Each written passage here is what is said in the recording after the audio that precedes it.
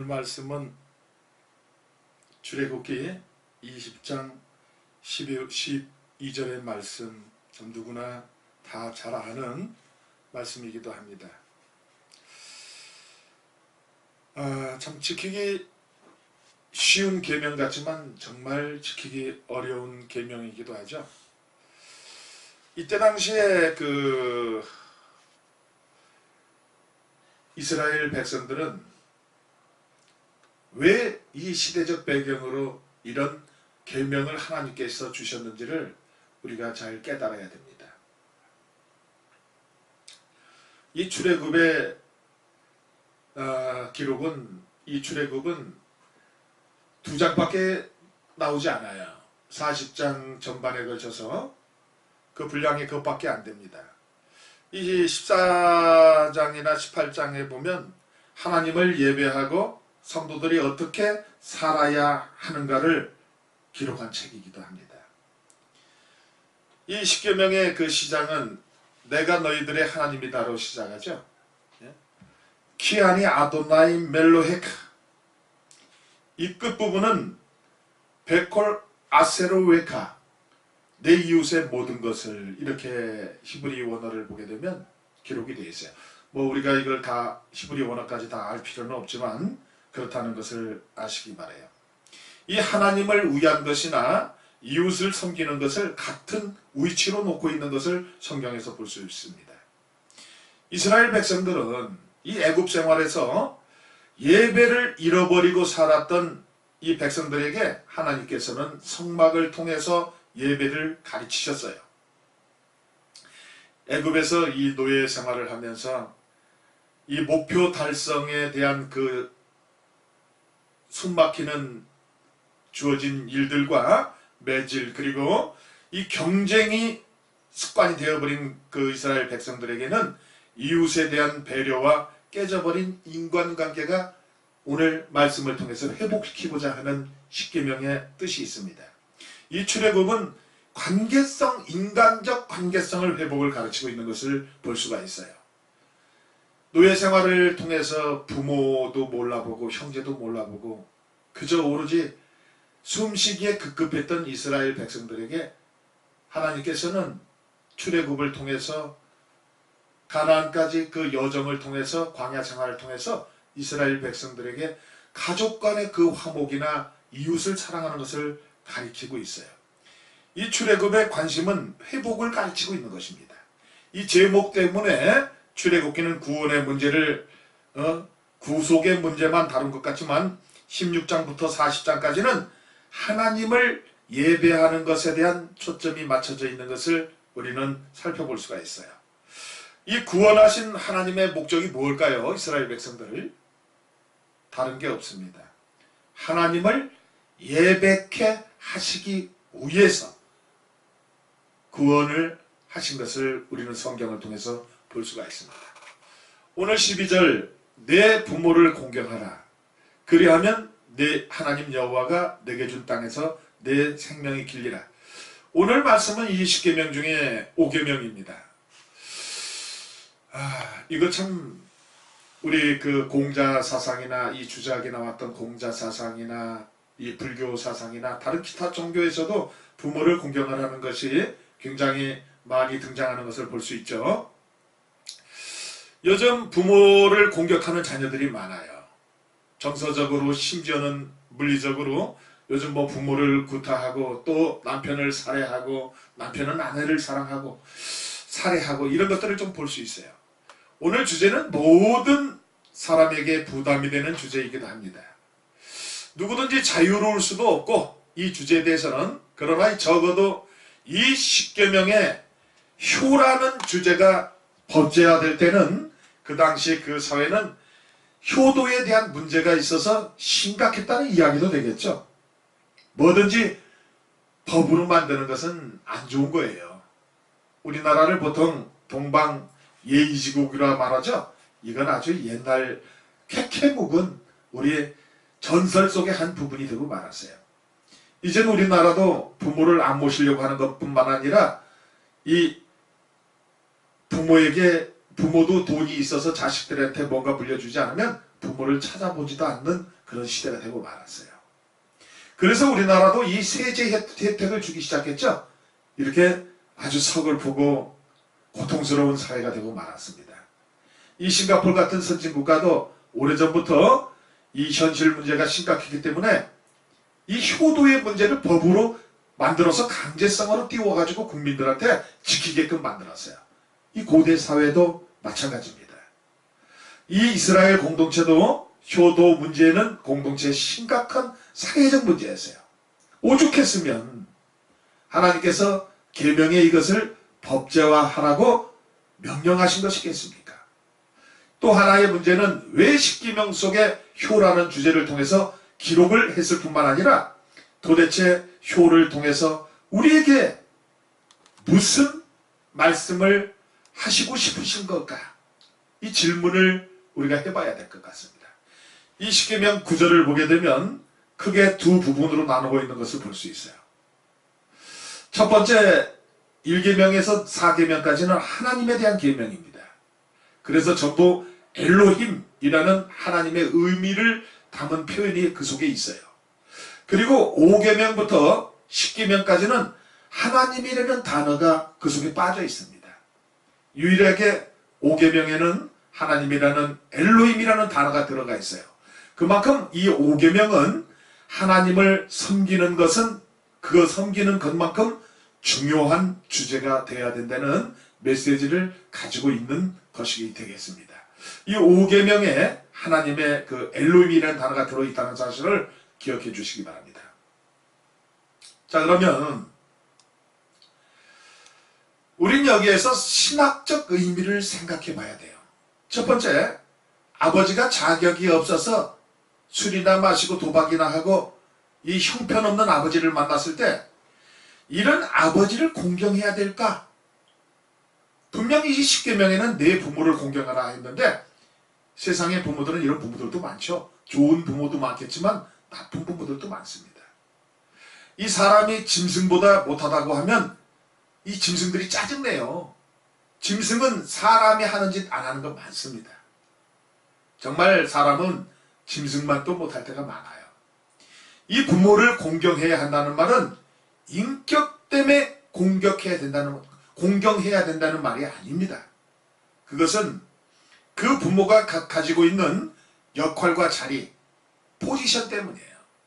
왜 부모는 하나님을 대신해서 이 땅에 나에게 나라는 존재를, 이 존재의 생명을 주신 분이죠. 그 위치는 두 가지 역할을 갖고 있는데 하나님의 대리자이기도 하면서 이 부모는 하나님의 동역자입니다. 부모가 가지고 있는 상징성이 그래요.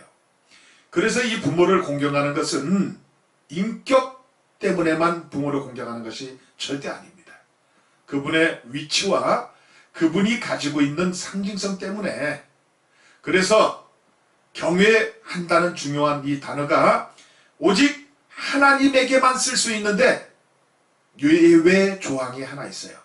우리 레위기 19장 3절을 한번 보시겠습니다. 레위기 19장 3절.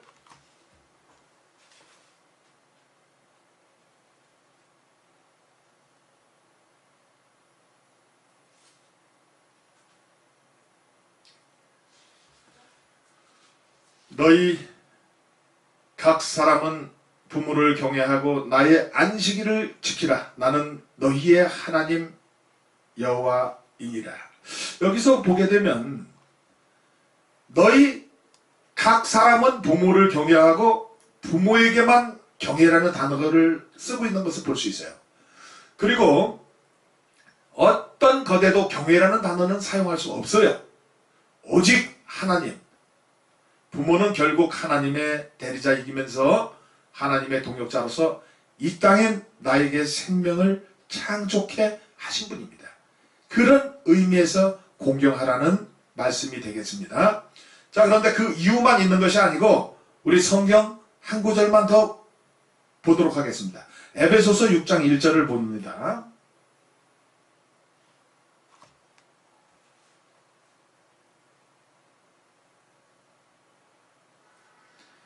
에베소서 6장 1절 자녀들아 주 안에서 너희 부모에게 순종하라. 이것이 옳으니라. 참 여기서는 옳다고 기록을 했네요. 오늘 이 설교 제목을 한번 붙이라고 그러면 옳게 사는 방법, 옳다, 이런 것을 좀 붙여보고 싶어요. 이 옳다는 말의 국어사전적 반대 개념이 뭐죠? 나쁘다, 틀리다 이렇게 되겠죠. 이걸 조금 더 직역해서 그 번역을 한다면 이래야 맞아요. 이것이 본성이니라.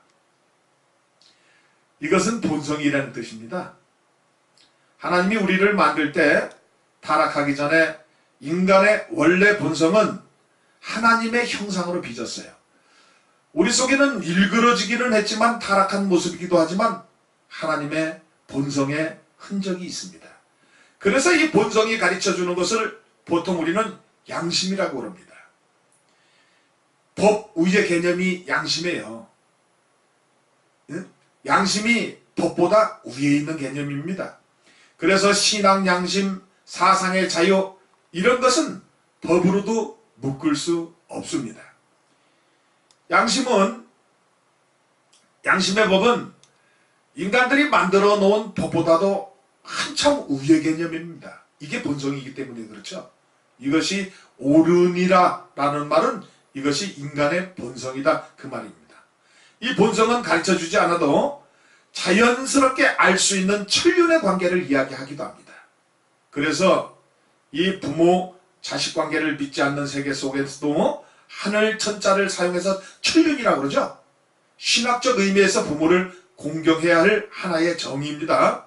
이 두 번째로 그렇다면 어떻게 부모를 공경해야 되는가? 오늘 본문을 보게 되면 내 부모를 공경하라고 그랬습니다. 공경. 이 공경이라는 말이 히브리 말로 카베드라는 단어를 쓰는데 이 단어는 히브리 사람들의 의식 속에 세 가지의 용례로 사용되고 있습니다. 이 첫째가 이 물건을 저울에 달 때 물건을 무게를 달다 할 때 카베드라고 이 단어를 또 써요. 그리고 또 영광을 돌리거나 영화롭게 상대를 할 때도 카베드라는 말을 씁니다. 근데 오늘 여기 사용된 용례도 이도저도 아니에요. 사실은 이 세 번째 용례가 있는데 무겁다. 이 카베드라는 뜻 용례 중에 무겁다라는 뜻도 있어요. 무겁다 이 용례를 사용하고 있는 것을 말하고 있어요. 이것은 물량적인 개념에서보다 무겁다는 말이 아니라 비중이 중요하다는 뜻입니다. 이것이 신약으로 넘어오면서 개념으로 바뀌죠. 헬라 말에는 이 히브리 말로는 카베드라고 말을 썼는데 헬라 말로는 카바드라는 말을 썼어요. 카바드라고 바뀌어요. 이 카바드라는 말은 헬라 시대의 의학 용어로 병원 용어로 바뀝니다. 우리 모든 인간에게는 장기가 있죠. 대장, 소장, 위, 간. 이것이 카바드라는 말이 바로 간이라는 뜻이에요. 간이 뭐라고요? 카바드. 우리 몸의 그 장기 중에 간이 차지하는 기능과 역할은 굉장히 중요해요. 저도 아직 간이 안 좋아서 굉장히 고생하는 사람 중에 하나인데 카바드가 좀 안 좋아요. 인체 조직 자체가 유기적 조직이기 때문에 간이 망가지면 또 간이 무거워지게 되면 어떻게 되는지 아세요? 죽고 맙니다. 그리고 무기력해지고요. 우리 인체 중 장기 중에 제일 무거운 장기가 뭐냐면 간입니다. 간이 망가지면 모든 것이 끝나는 겁니다. 간이 굉장히 중요합니다. 의학용어로 그래서 쓰여지기 시작했어요. 카바드. 부모를 공경하라는 말은 그 부모를 비중 있게 중요하게 무겁게 생각하라 그 뜻으로 받아들이시면 되겠습니다. 이 놀랍게도 말세 때마다 나타나는 선봉에 드러났던 상징성이 항상 부모와 자식 간에 불화합니다. 불효죠, 불효. 부모님 말씀을 거역하는 것으로 나타나기 시작해요. 그게 제일 심했던 때가 사사시대죠, 성경에. 그리고 어느 시대든지 말세의 가장 도드라진 증거가 부모의 권위가 무너지기 시작합니다. 그 부모의 권위 중에 대표적인 권위가 아버지의 권위가 무너지기 시작하는 거예요. 요즘 뉴스를 보게 되거나 유행병처럼 나이 먹은 사람들한테 서로가 이 대화 속에 나오는 이야기들이 하나 있는데, 자녀가 좋은 대학에 들어가려면 3가지 조건이 있어야 된대요. 첫째, 할아버지의 재력이 있어야 된대. 아버지 재력은 별 볼 일 없대요. 이 재력에 그 든든한 할아버지의 뿌리가 있을 때 그게 진짜 재력가라는 거예요. 두 번째는 엄마의 정보력이 있어야 된대요. 요즘 대학교 가는 학생들을 이렇게 보면 엄마가 새벽에 깨우고 엄마가 어디 학원에 좋은 거 찾고 정보를 찾고, 이 엄마가 대학을 들어간 거예요. 사실 따지고 보면 엄마 실력으로 간 거죠. 이 또 하나의 아버지의 무관심이 있어야 된대요. 참 이상한 얘기죠. 아버지의 무관심이 있어야 된다. 이 3가지 조건이 맞아야 자식들이 좋은 대학에 가야 된다고 합니다. 들어갈 수 있다고 합니다. 나 서 목사는 남성 우월론자는 절대 아니에요. 그리고 이 땅에 아직도 여성의 인권의 문제가 생기니까 이 페미니즘 이런 것들이 좀 판을 치고 있죠. 그것은 아직도 여성 인권이 살아나지 않았다는 증거이기도 합니다. 소위 못돼 먹은 그 남존여비 사상이라는 것이 있잖아요. 주저학에서 발생하죠. 남자가 존재하는 여자는 참 비참하대요. 그래서 노후에 이혼율이 높아지는 것을 볼 수 있어요. 남존여비, 남자가 존재하는 여자가 비참하다. 참 웃자는 얘기입니다. 이 여권신장이 주제와는 그 페미니즘, 상관없이 여권신장이 되어야 된다고 해서 아버지의 권위가 무너져야 된다는 말은 아니에요. 지금 이 땅에 아버지의 자리는 완전히 무너져 있어요. 해방되고 우리 아버지의 세계를 성적표를 만들어 보니까 그 자료를 한번 찾아봤어요. 누군가가 좀 기가 막히게 만들어 요약을 한 성적표가 있더라고요. 딱 한 줄로 요약했는데 아버지들은 일밖에 할 줄 아는 것이 없대요. 놀 줄도 모르고, 우리 세대는 더군다나 이 컴퓨터도 모르고, 그래서 애들이 뭐라고 하는지 아세요? 우리 아버지는 왜 사는지 모르겠다. 일밖에 모른다. 이렇게 얘기를 한대요. 이제 그 세대가 또 우리 세대는 한 시대가 지나고 퇴장하게 됩니다. 역할의 상실이 왔어요. 역할이 이 상실이 오다 보니까 자연스럽게 오는 것이 바로 경제적인 상실도 같이 오게 됩니다. 아버지 세대라고 해서 주머니에 돈이 필요 없는 것은 아니죠. 일만 하고 살았다고 해서 평생 죽을 때까지 일하고 비참하게 죽어야 된다는 이야기는 아닙니다. 나이 먹고 은퇴하고 나면 돈이 더 필요합니다. 사람들끼리 만나면 식사도 같이 해야 되고, 또 예수 안 믿는 사람들은 나가서 소주도 한 잔 먹어야 돼요. 돈이 필요하죠. 이 역할의 그 상실을 따라오는 것이 자연스럽게 경제적 상실이 찾아오는 거예요. 이것이 우리 아버지들의 살아가는 시대이기도 합니다. 오늘 우리 성경 본문을 한 군데 더 볼까요? 사무엘상 2장 29절 제가 읽어드리도록 하겠습니다. 너희는 어찌하여 내가 내 처소에서 명령한 내 재물과 예물을 밟으며 내 아들들을 나보다 더 중히 여겨 내 백성 이스라엘이 드리는 가장 좋은 것으로 너희들을 살찌게 하느냐. 이때가 어느 시대인 줄 아세요? 사사기 시대예요. 여기 본문을 보게 되면 내 아들들을 나보다 더 중히 여겨. 여기 나는 누굴까요? 하나님이시죠? 하나님. 아버지의 자리가 무너진 것을 하나님은 나보다 더 중요하게 여겼다. 뭐를? 내 아들들을. 아버지의 권위가 무너지면서 그 자리를 누가 들어앉은 거예요? 자식이라는 우상이 들어가 앉은 겁니다. 우리가 어렸을 때 부모님과 밥을 먹게 되면, 겸상을 하게 되면 아버지가 수저를 들기 전에는 절대 밥을 먹을 수가 없었어요. 그리고 아버지 상우에는 갈치나 맛있는 고기들이 있으면 더 많이 아버지가 더 드시고 남은 것을 우리가 먹는 그런 식사활 문화도 있었어요. 근데 지금은 어때요? 애부터 먹여야지. 여보, 애부터 맛있는 거 먹여야, 이러면서 엄마들이 아버지의 권위를 망가뜨린 이 불효의 문화가 들어오기 시작한 거예요. 자식들이 우상이 되고 말았습니다. 자식을 귀하게 여겨야 된다는 말은 맞는데, 그렇다고 해서 아버지의 자리를 망가뜨리면서까지 자식을 소중히 여겨야 된다는 말은 더더욱 아닌 것이죠. 요즘 뉴스를 보게 되면 자식들에게 맺맞는 아버지도 있어요. 죽음을 당하는 아버지들도 있습니다. 어떻게 이런 집구석이 가능할까요? 엄마가 요즘은 또 아빠를 때리더라고요. 죽이기도 하고. 그러니 그 자식들이 뭘 보고 배우겠습니까?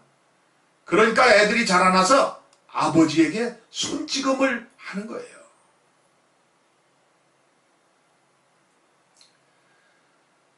돈을 벌어오던 못났던 잘났던 집안의 아버지의 위치를 소중히 여겨야 됩니다.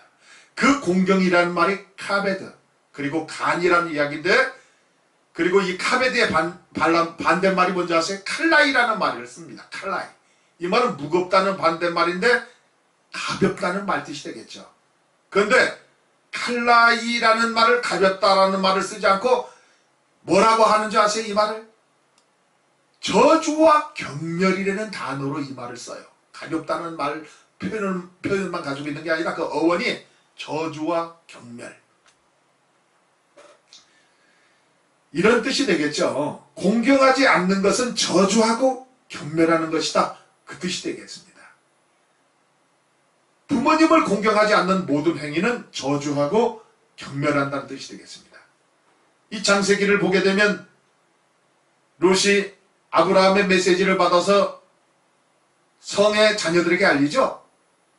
곧 있다가 불심판이 임한다. 그러니까 자식들이 뭐라 그래요? 농담으로 여겼더라. 농담이라는 말이 먼지처럼 여겼다, 가볍게 여겼다, 그 뜻입니다. 경멸하고 저주했다는 그 말입니다. 결과는 어땠어요? 불심판이었습니다. 이 고대 시대부터 오늘 이 시대까지 심각하게 피할 수 없는 문제이기도 합니다. 아까도 말씀드렸지만 우리 아버지 세대들은 정말 지난 해방 50년 동안 이 조국을 못 먹고 발버둥 치면서 그 가난에서 건지기 위해서 놀 줄도 몰랐고 즐길 줄도 몰랐어요. 일 중독자들이었어요. 그리고는 지금은 모두 저처럼 머리가 모두 하얀 할아버지에 대해서 역할을 놓게 되고 경제력도 상실하게 되고 그렇게 되었죠. 우리 국가 차원에서, 복지 차원에서 65세 중심으로 노인 80%가 경제적 빈곤 때문에 고통을 겪고 있답니다. 나라에서 조금씩 주는 것도 문제가 많아요. 아주 균등 있고 균열 있게 주는 것이 아닙니다. 이 차상위층 계층이라고 해서 이 부동산을 갖고 있는 어른들은 그것이 아무것도, 그 조금 주는 게 뭐가, 부자 부모들이 뭐가 그렇게 대단하겠어요. 근데 그 차상위층, 또 부자들 말고 차상위층의 그 계층에 있는 부모들이 털령 집 한 채 가지고 있는데 그리고 소득이 없어요.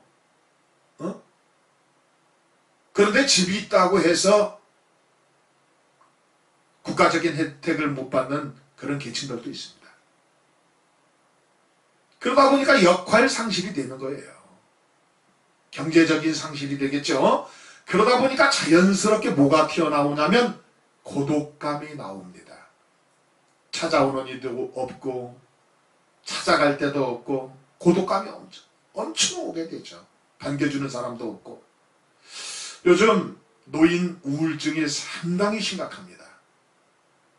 우리 부모 세대들이 앓고 있는 그 공동의 가슴 아이가 바로 고독감이에요.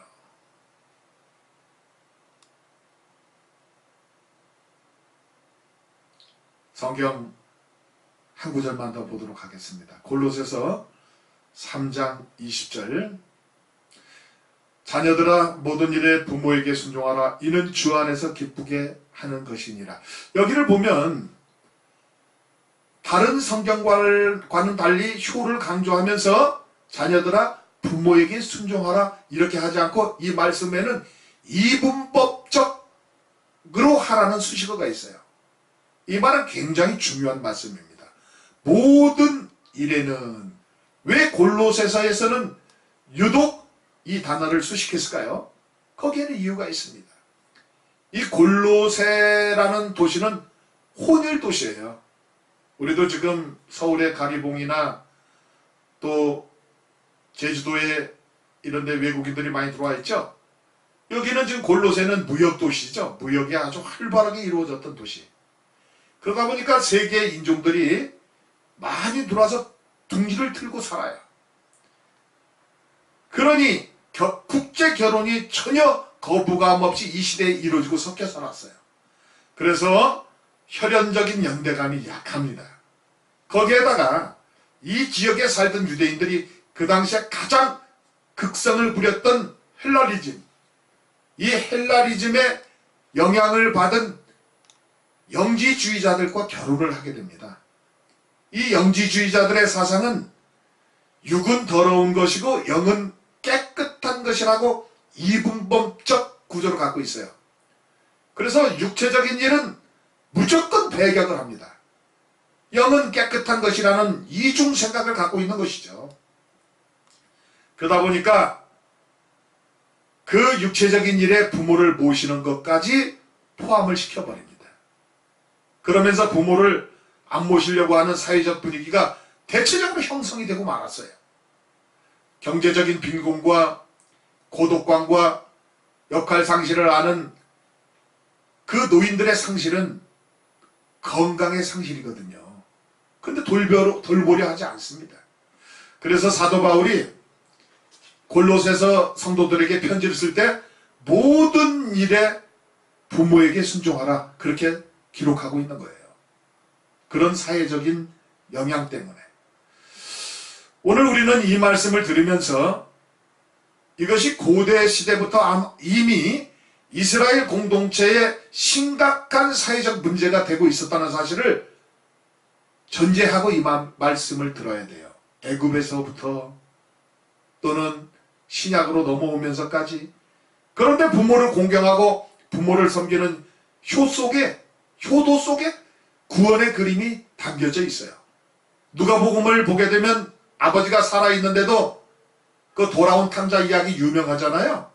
아버지 유산을 챙겨서 집을 나간 탕자가 등장을 하죠. 근데 그것은 참 우리가 쉽게 읽으니까 그냥 돌아온 탕자인가 보다 하는데 사실 그때는 유대법으로 이것을 보게 되면 죽이게 되어 있어요. 이 신명기에 보면 아버지한테 패역한 일을 한 자식은 어떻게 되냐면 마을 공동체가 돌로 쳐서 죽이도록 되어 있는 것이 부모 거역죄입니다. 아버지가 살아있는데 유산을 요구한다는 것은 뒤집어서 말하면 빨리 돌아가세요. 죽으세요. 이 말보다 더 지독한 말이 됩니다. 그런데 성경은 어떻죠? 아버지가 허락을 합니다. 그리고 그 아들은 아주 다시는 이 집에 돌아오지 않겠다고 침을 뱉고 나갔는데 그리고 이방 땅으로 넘어가죠. 그런데 어떻게 되었어요? 완전히 거지가 돼서 돌아옵니다. 그때 문 밖에서 그 아들을 이제나 저제나 돌아올 것을 기다리는 아버지는 아마 이 아들이 돌아올 줄 알고 있었던 모양이에요. 거지꼴이 된 그 아들을 보면서 아버지가 어떻게 하죠? 뛰어요. 달려가 그랬어요. 그리고 나서 그 아들의 목을 안아줍니다. 이것은 단순한 부송애를 소개하는 것이 아니라 그 행동 속에는 혹여라도 마을 사람들에게 이 아들이 눈에 띄어서 돌 맞아 죽을까봐 안 돼 하면서 뛰는 거예요. 그리고 그 아들을 덮어버리죠. 그 속에는 불쌍히 여김과 용서가 다 포함된 아버지의 행동입니다. 부모님들은 그렇습니다.